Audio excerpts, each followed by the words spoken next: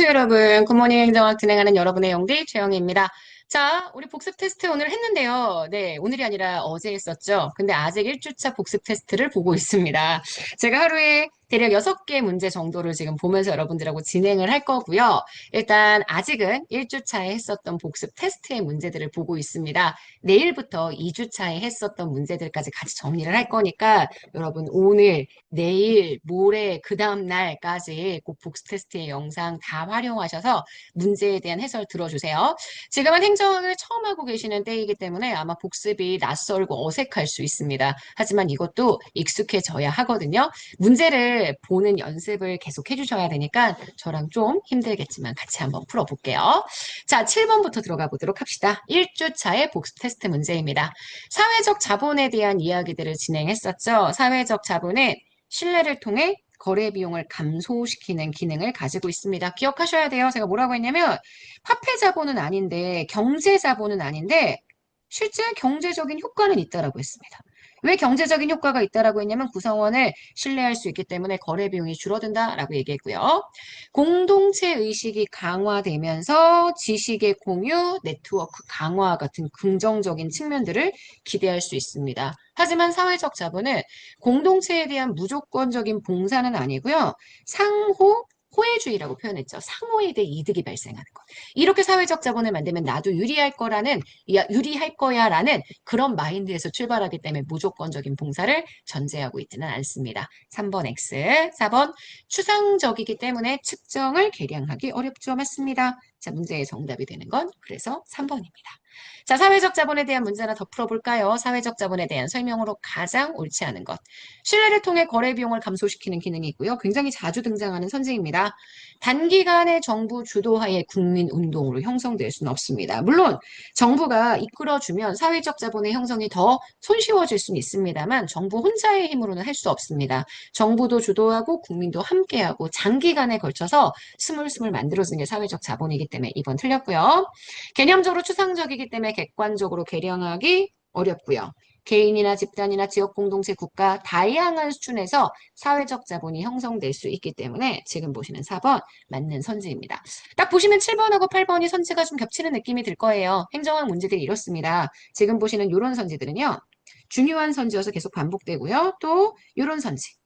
중요한 선지여서 계속 반복이 됩니다. 하지만 나머지 선지들의 구성을 다르게 만들어서 문제를 다른 문제처럼 느껴지게 만들 수 있는 스킬들을 굉장히 행정학에서 많이 쓰기 때문에 이런 비슷한 선지들을 최대한 정확하게 이해해 주시고 다른 선지들 내가 보지 않았던 선지의 내용까지 해석하실 수 있도록 개념에 대한 충분한 이해가 필요하다. 이렇게 말씀드릴 수 있어요. 자, 9번 갈까요? 시장 실패에 대한 원인. 시장 실패에 대한 설명 중 옳은 것. 공공조직의 내부성, 요거는 관료가 사적인 이익을 추구하는 거죠. 이건 시장 실패가 아니라 정부 실패의 원인이고요.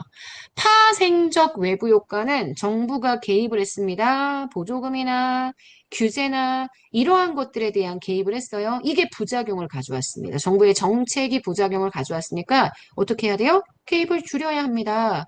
그러려면 보조금을 폐지하거나 규제를 없애거나 이렇게 해줘야 되겠죠. 그래서 지금 보시는 2번 틀린 데다가 파생적 외부 효과 자체가 시장 실패에 대한 내용이 아닙니다. 제가 지금 말씀드린 것처럼 보조금이나 규제를 줄이자. 이렇게 해서 내용을 만든다면 이건 오히려요. 정부 실패에 대한 설명이 될 겁니다.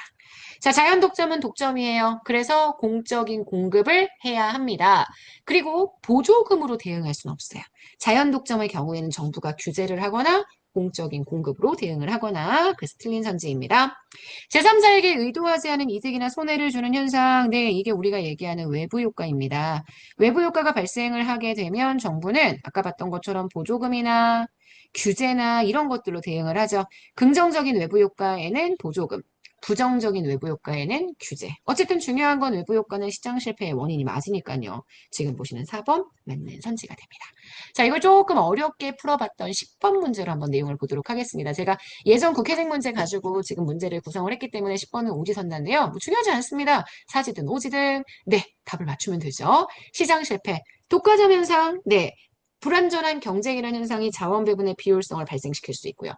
공공재의 성격을 가지고 있는 재화와 서비스는 비경합, 경합 안 하고 비배제, 배제 안 하기 때문에 바람직한 수준 이하로 공급될 수 있는 가능성이 있습니다. 공공재에 긍정적인 외부 효과가 나타나는 거죠. 정부가 개입하지 않았을 때 나쁜 외부 효과는 너무 과다하게 공급되어서 문제. 좋은 외부 효과는 좋은 건데도 불구하고 너무 과소하게 공급되어서 문제. 맞습니다. 4번 건강, 위생, 안전, 사람의 생명에 영향을 미치는 정보가 불완전한 상태에서 재화나 서비스가 거래가 된다면 이거 당연히 시장 실패가 되겠죠. 이게 정보의 비대칭성으로 인해서 나타나게 되는 시장 실패의 현상이다라고 볼 수 있고요. 지금 마지막에 나와 있는 요거 수혜자와 비용 부담자가 분리된다. 요거는 정부 실패의 현상이죠. 수혜자와 비용 부담자 요거의 괴리라고 설명을 합니다. 그래서 5번이 틀린 선지가 돼요. 10번의 정답은 그래서 5번입니다. 자, 11번. 정부 규제에 대한 내용들을 구분해야 하는데 규제 기억나죠? 한창 우리가 행정학의 주요 이론들을 막 지금 설명하고 있었던 시기인지라 주요 이론 중심으로 보실 수 있는데 규제도 굉장히 중요한 주제입니다. 리플리와 프랭클린은 제가 규제를 경쟁적 규제와 보호적 규제 둘로 나눈다고 했고요.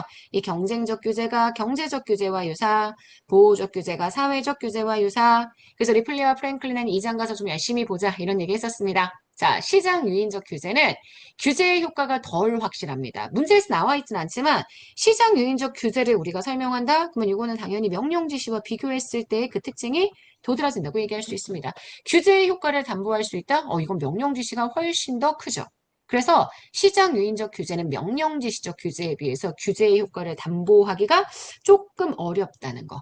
기업에게 불필요한 비용 부담을 주는 것도 명령지시가 훨씬 크고요. 시장 유인적 규제는 물론 불필요한 비용 부담을 주지만 그게 조금 적다라고 말씀을 드렸죠. 어쨌든 지금 니은은 시장 유인적 규제보다는 명령지시적 규제에 더 맞는 설명이기 때문에 니은은 X가 되고요. 디귿입니다.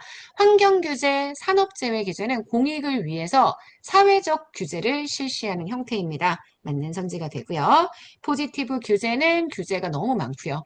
네거티브 규제가 원칙은 허용인데 예외적으로 규제하는 형태이기 때문에 네거티브 규제가 자율성을 더욱더 보장해준다. 이렇게 봐주셔야 합니다. 그래서 문제, 정답이 되는 선지, 기억 디귿 1번 됩니다. 자, 12번. 윌슨의 규제 정치 뭐요? 기억하시죠? 감지된 편익. 편익은 규제로 인한 이득이라고 했습니다. 넓게 분산된다라면 다수가 소극적인 반응이라고 했고요. 좁게 집중된다면 소수가 굉장히 적극적인 반응이라고 했습니다. 마찬가지로 비용이 피해죠. 넓게 분산되게 되면 다수에게, 좁게 집중되게 되면 소수에게. 그래서 여러분, 우리가 공부했었던 표하고 좀 다르죠. 왜냐면 우리가 공부했던 표는 지금 보시는 여기하고 여기 위치가 달라요. 넓게와 좁게 여기 위치가 달라서 바뀌어졌습니다. 그럼 여기 볼게요. 여기가 대중정치, 여기가 이익집단정치. 요건 딱 보이시죠? 이익집단이 격렬하게 대립하는 거, 아무도 관심을 안 갖는 거. 그럼 여기는요. 이득이 소수에게 집중되니까 이득을 누리고자 하는 사람이 엄청 찬성 로비를 하겠죠. 그게 고객정치 상황. 그리고 여기 지금 보시는 이 비용이 피해가 소수에게 집중되기 때문에 우리가 얘기하는 기업가 정치 굉장히 격한 반대 정치가 나타난다. 이렇게 얘기할 수 있죠. 자, 그래서 여러분 지금 보시는 이 내용 다 정리를 하면 문제 푸는 거에는 어렵지 않습니다. 대중 정치는 맞는데요. 농산물에 대한 최저 가격을 규제하는 건 고객 정치의 사례이기 때문에 뒤에 게 틀렸고요. 고객 정치, 지금 보시는 B가 고객 정치는 맞지만 식품에 대한 위생을 규제하는 건 오히려 기업가 정치의 내용이기 때문에 요 A, B 두 개의 사례, 예시가 바뀌면 맞는 선지가 되겠네요. 기업가적 정치에, 대중 정치가 아니라 요 고객 정치. 바뀌면 안 됩니다, 여러분. 요 고객 정치, 그 다음 여기가 현재 기업가 정치, 그리고 수입을 규제한다. 수입을 규제하는 것, 요것도 마찬가지로 고객 정치. 농민들에게 이득이 발생한다고 얘기했습니다. 의약분업 규제, 요게 전형적인 이익 집단 정치. 수업 시간에 사례도 설명을 드렸었죠. 그래서 문제의 정답, 사례 연결로 옳은 것은 4번입니다.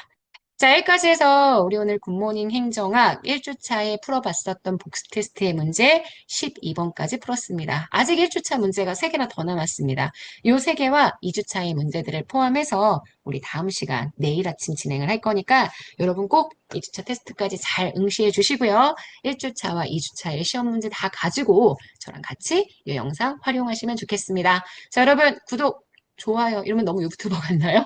네, 꼭 눌러주시고요. 꼭 해주시고 무엇보다 댓글을 좀 남겨주세요. 그래야 여러분들이 공부하시는 흔적을 남기게 되고 그래야 저도 여러분들이 얼마나 공부하고 있는지 확인할 수 있으니까 선물도 드리는 거 알고 있죠? 네, 열심히 한번 해봅시다.